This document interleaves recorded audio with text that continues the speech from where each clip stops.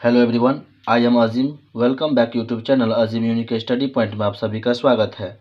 चलिए मैं आज आप लोगों के लिए क्लास 10th का फिजिक्स का चैप्टर 1 प्रकाश का परावर्तन लेकर के आया हूं। तो चलिए स्टार्ट करते हैं। तो पहला क्वेश्चन है प्रकाश।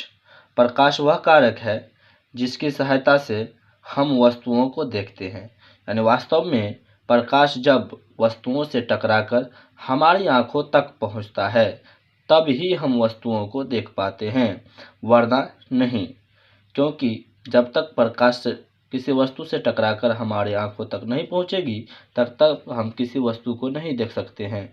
इसलिए किसी वस्तु को देखने के लिए प्रकाश होना बहुत आवश्यक है। उसके बाद है प्रकाश का गुण। प्रकाश का गुण निम्नलिखित है। पहला है प्रकाश सीधी रेखाओं में गमन करता है। यानी प्रकाश जो चलता है वो हमेशा सीधी रेखाओं में यानी सीधा सरल रेखा में चलता है। दूसरा है प्रकाश अपारदर्शी पदार्थों की छाया बनाता है। यानी प्रकाश अपारदर्शी पदार्थ को पार नहीं कर पाता है, जिसके वजह से अपारदर्शी पदार्थ का दूसरी ओर छाया बन जाता है। तीसरा है प्रकाश की चाल निर्वात का मतलब होता है मौसम साफ रहे तो उसमें सबसे अधिक होता है। यानी प्रकाश की चाल 3 लाख किलोमीटर प्रति सेकेंड यानी 3 × 10⁸ मीटर प्रति सेकेंड की रफ्तार से चलती है। उसके बाद है प्रकाश स्रोत। प्रकाश स्रोत जिस वस्तु से प्रकाश निकलता है उसे प्रकाश स्रोत कहा जाता है। पृथ्वी पर सूर्य सबसे बड़ा प्रकाश स्रोत है। प्रकाश स्रोत जो है वो 2 प्रकार के होते हैं, एक मानव निर्मित भी है और प्राकृतिक भी है। सूर्य और तारे हो गए प्राकृतिक और मानव निर्मित हो गया जैसे लालटेन, मोमबत्ती, दिया, बल्ब, ये सब है मानव निर्मित स्रोत।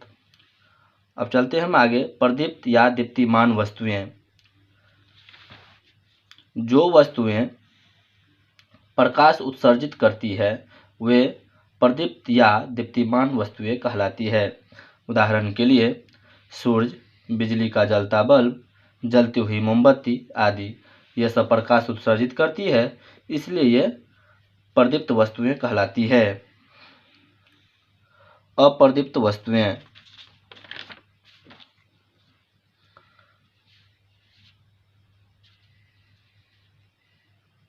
जो वस्तुएं प्रकाश उत्सर्जित नहीं करती है वे अप्रदीप्त वस्तुएं कहलाती है। उदाहरण के लिए पुस्तक, कलम, कुर्सी, मेज ये सब जो है प्रकाश उत्सर्जित नहीं कर सकती, इसलिए ये अप्रदीप्त वस्तुएं हैं। प्रकीर्णन। किसी कण पर पड़कर प्रकाश के एक अंश के विभिन्न दिशाओं में छितराने को प्रकाश का प्रकीर्णन कहते हैं। उसके बाद है पारदर्शी पदार्थ यानी ट्रांसपेरेंट। जो पदार्थ प्रकाश को अपने में से होकर आसानी से जाने देते हैं वे पारदर्शी पदार्थ कहलाते हैं। उदाहरण के लिए कांच यानी शीशा, पानी, हवा आदि। इस सब में प्रकाश आसानी से इस पार से उस पार हो जाता है, यानी ये पारदर्शी पदार्थ है। पारभासी पदार्थ। जो पदार्थ प्रकाश के एक छोटे से भाग को ही अपने में से होकर जाने देते हैं वे पारभासी पदार्थ कहलाते हैं। उदाहरण के लिए घिसा हुआ कांच, दूध, बटर पेपर, खून, चमड़ा, बैलून का रबर आदि, आँख की पलक, ये सब जो है पारभासी पदार्थ है।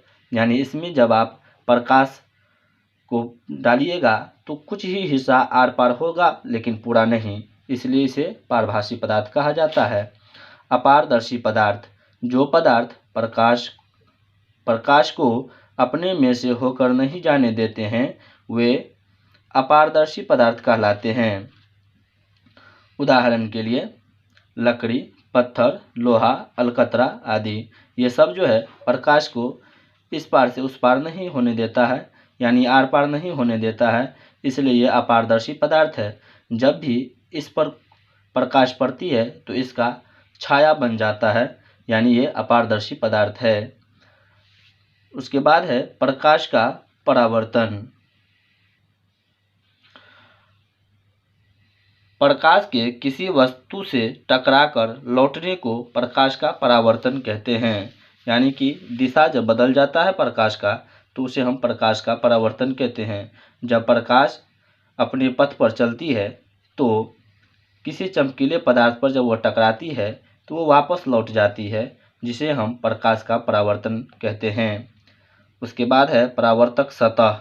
वस्तु का वह चमकीला भाग जिस पर प्रकाश टकराकर वापस लौट जाता है परावर्तक सतह कहलाता है। यानी जिस भाग पर जो भी वस्तु का भाग हो, चमकीला भाग हो, उस पर प्रकाश टकराती है और टकराने के बाद वापस लौट जाता है, उसे ही हम परावर्तक सतह कहते हैं। छाया। प्रकाश की किरणें जब अपारदर्शी पदार्थ पर पड़ता है तब प्रकाश की पथ पर एक काला क्षेत्र बन जाता है, जिसे छाया कहते हैं। ये छाया बनने के लिए वस्तु का अपारदर्शी होना बहुत ज़रूरी है। जब तक वस्तु अपारदर्शी नहीं होगा उसका छाया नहीं बन सकता है। इसलिए प्रकाश अपारदर्शी पदार्थों का ही छाया बनाती है। हमारे इस वीडियो को अगर आपको अच्छा लगा तो आप लोग इसे लाइक करें, शेयर करें और इस चैनल को सब्सक्राइब जरूर कर दें और